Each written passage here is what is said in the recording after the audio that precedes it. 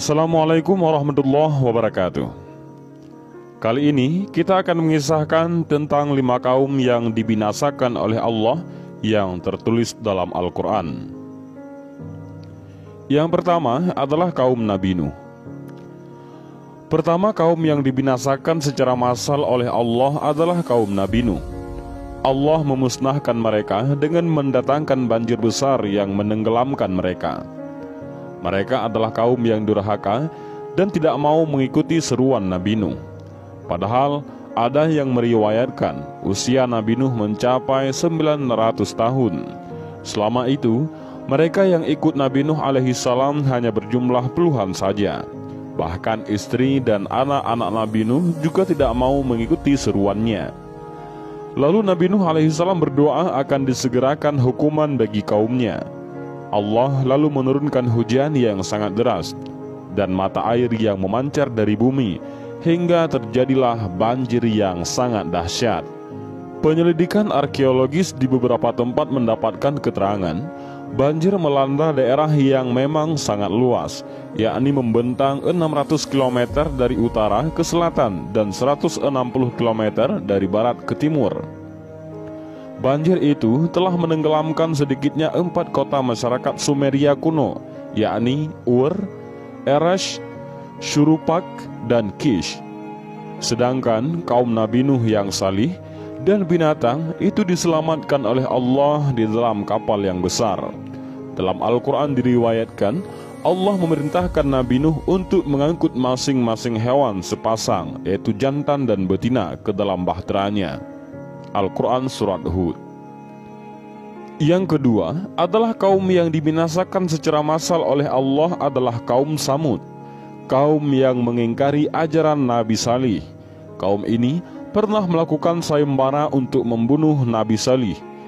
Namun atas kebesaran Allah, Nabi Saleh terselamatkan. Kemudian Allah memberikan unta yang keluar dari batu sebagai mukjizat ataupun keajaiban tanda kerasulan Nabi Saleh untuk kaum Samud. Namun mereka malah membunuh unta tersebut, lalu menantang kedatangan azab buat mereka. Tantangan itu dijawab Allah dengan menimpakan gempa di atas mereka, yang tertulis dalam surat Al-A'raf. Pada ayat lain dikatakan Allah juga mengirimkan bencana petir yang sangat dahsyat. Dan adapun kaum Samud, maka mereka telah kami beri petunjuk, tetapi mereka lebih menyukai buta ataupun kesesatan daripada petunjuk.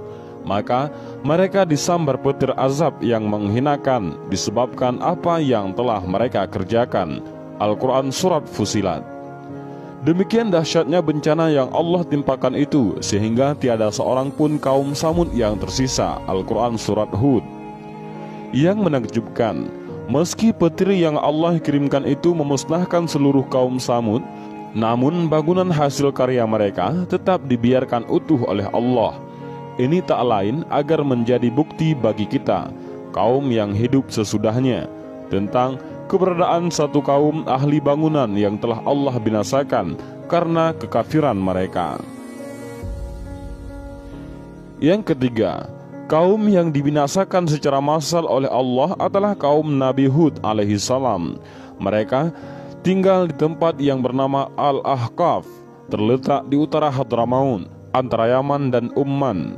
Nabi Hud diutus oleh Allah kepada kaumnya untuk menyembah dan beriman kepada Allah serta tidak menyekutukannya. Namun umatnya justru menanggapi dengan rasa permusuhan. Bahkan mereka menganggap Nabi Hud sebagai manusia biasa yang tidak mempunyai kemampuan atau kelebihan apapun dibanding mereka. Nabi Hud dianggap sebagai pembohong, bodoh, dan telah mengubah kebiasaan yang telah dilakukan oleh para leluhurnya. Dan ini tertulis dalam Quran Surat Hud. Selama bertahun-tahun Nabi Hud menyampaikan dakwah, kaumnya tetap saja membangkang dan menolaknya. Hal ini direkam dalam surat Al-Mu'minun. Karena kaum Ad ini tetap saja enggan menerima dakwah Nabi Hud, maka Allah menimpakan azab kepada mereka. Dalam Al-Quran dijelaskan, kehancuran kaum Ad disebabkan oleh angin topan yang dahsyat dan berlangsung selama 7 malam 8 hari. yang Allah menimpakan angin itu kepada mereka selama 7 malam dan 8 hari terus menerus.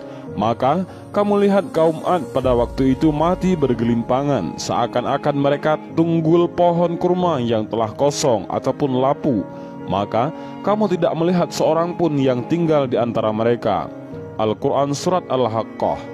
Yang keempat, kaum yang dibinasakan secara massal oleh Allah adalah kaum Nabi Lut alaihissalam yang telah diberikan kelebihan pengetahuan di masanya. Akan tetapi mereka melakukan tindakan keji, yaitu homoseksual ataupun hubungan seksual sesama jenis.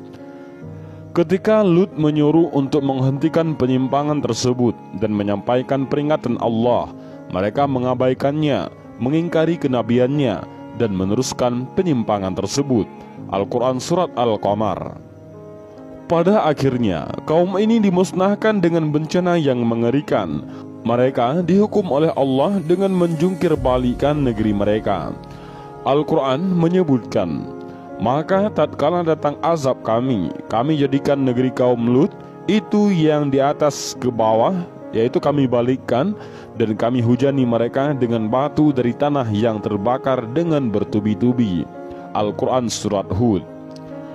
Penelitian arkeologis mendapatkan keterangan kota Sodom semula berada di tepi Laut Mati ataupun Danau Lut yang terbentang memanjang di antara perbatasan Israel Yordania.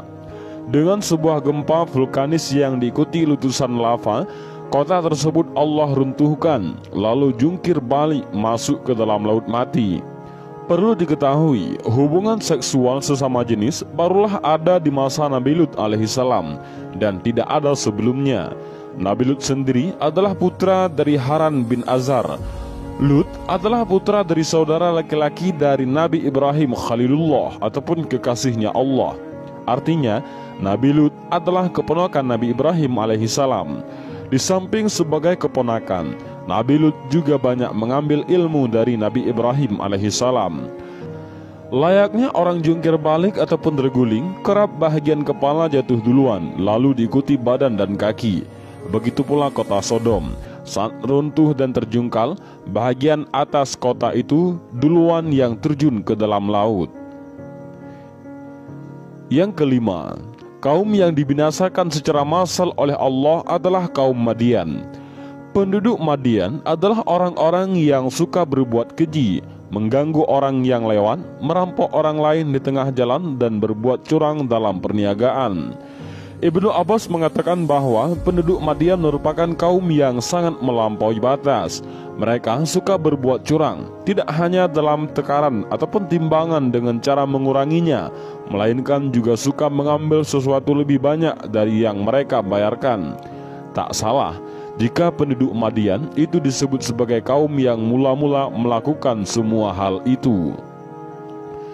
Namun, di balik azab yang menimpa kaumnya, sebelum peristiwa itu terjadi, kaum Madian terkenal sebagai kaum yang pandai.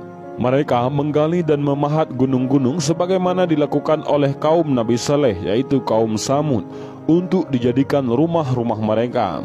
Rumah-rumah gunung milik kaum Nabi Saleh itu hingga kini masih bisa disaksikan dan terdapat di Madain Saleh, yaitu sekitar 440 km dari kota Madinah. Dengan membawa risalah kenabian sebagai utusan Allah, setelah melihat kaumnya berbuat curang dalam takaran dan mengambil lebih banyak dari yang mereka bayarkan, Nabi Syuaib pun mengingatkan akan kecurangan tersebut. Di sisi lain, Nabi Syuaib juga mengajak mereka untuk menyembah kepada Allah Subhanahu wa Ta'ala. Namun, mereka tidak mau mendengar seruan Nabi Syuaib untuk menyembah Allah. Mereka malah menuduhnya sebagai tukang sihir dan tukang sulap yang ulung, dikarenakan mukjizat yang Allah berikan kepada Nabi Syuaib. Ironisnya, mereka menantang Nabi Syuaib untuk menurunkan azab ataupun hukuman kepada mereka jika hal itu benar. Setelah Nabi Syuaib berdoa, maka Allah memberi udara yang sangat panas, kering, kemudian terdapat awan hitam. Disangkanya adalah hujan, ternyata mereka terkena petir dan percikan api dari awan hitam. Kemudian disusul dengan gempa yang bergemuruh. Dan tatkala datang azab kami selamatkan Syuaib dan orang-orang yang beriman bersama-sama dengan dia dengan rahmat dari kami. dan orang-orang yang zalim dibinasakan oleh satu suara yang mengguntur, lalu jadilah mereka mati bergelimpangan di rumahnya. Al-Quran Surat Hud. Allah telah mengabdikan jasad mereka dan tempat tinggal mereka sebagai pelajaran bagi kaum selanjutnya dan kaum yang mau mengambil hikmah. Dan janganlah kamu berjalan di muka bumi ini dengan sombong, karena sesungguhnya kamu sekali-kali tidak dapat menembus bumi, dan sekali-kali kamu tidak akan sampai setinggi gunung. Al-Quran Surat Al-Isra. Dan demikianlah kisah 5 kaum, mereka menentang perintah Allah, maka Allah pun membinasakan mereka. Mudah-mudahan dengan kisah ini menjadi pelajaran yang berharga bagi kita semua. Amin ya rabbal alamin. Wallahu a'lam bishawab. Assalamualaikum warahmatullahi wabarakatuh.